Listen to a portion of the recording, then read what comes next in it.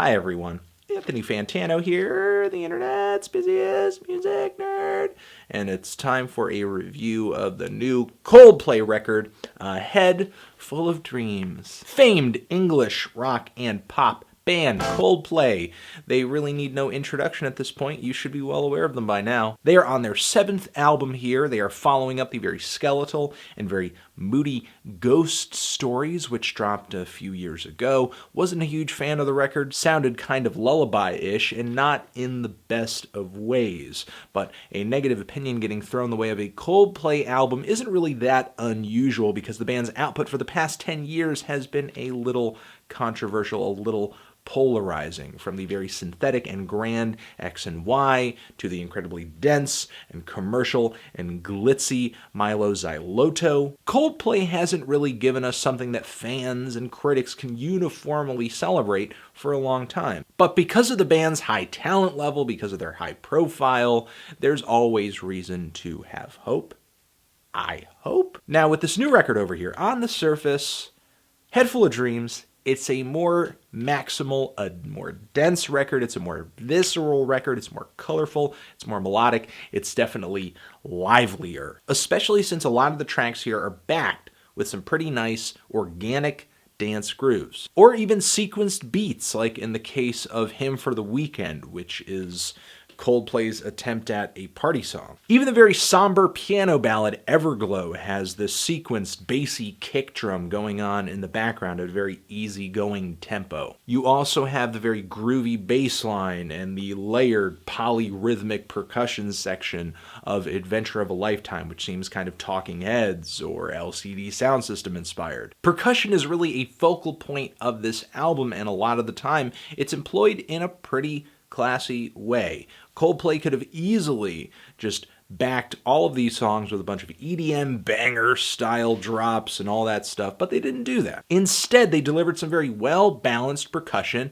that fit nicely with the shimmering, pretty instrumentation and Chris Martin's very boyish vocals. There's even like some 808 inspired snares and hi-hats on the song Army of One at one point. I like the percussion on this record. I like a lot of the instrumentals on this record, if only the songwriting had as much bite to it though. On almost every one of their albums, there's at least one song where Coldplay is trying to pull off their best U2 impression, and that sort of happens on the intro track. They kind of just get it out of the way. So the song there isn't really that sticky or memorable. Also, the track Adventure of a Lifetime, after the great groove on the song gets established, it's like Chris Martin's vocals just are really inconsequential and don't add that much to the tune. The dance beat is there, and that really seems to be all the band was focused on.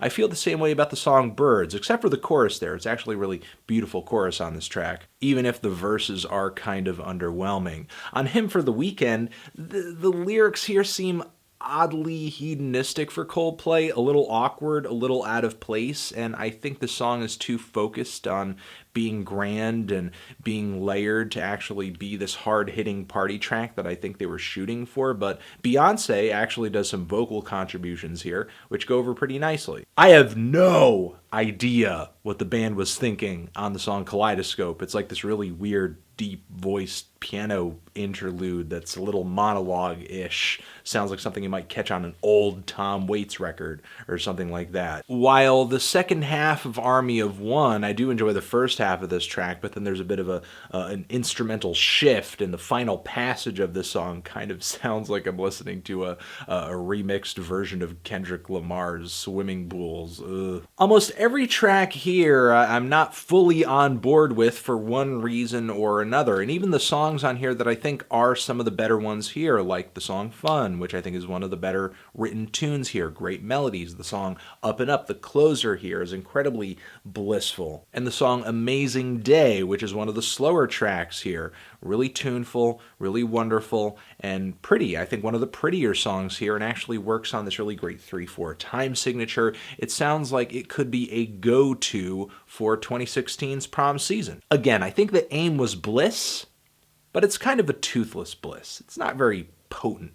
And as far as the music on this record being more lively, being more fun, I don't really get the idea from this record that Coldplay knows how to have fun. It's trying to give this impression of fun and wildness and letting go, when in fact it's just too clean and reserved and too perfectly planned out to be that. Coldplay wanted to dance here, but I think it just kind of ended up drab instead.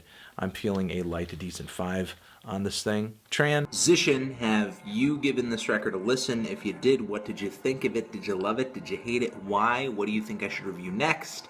And that's it. Anthony Fantano, Coldplay, forever.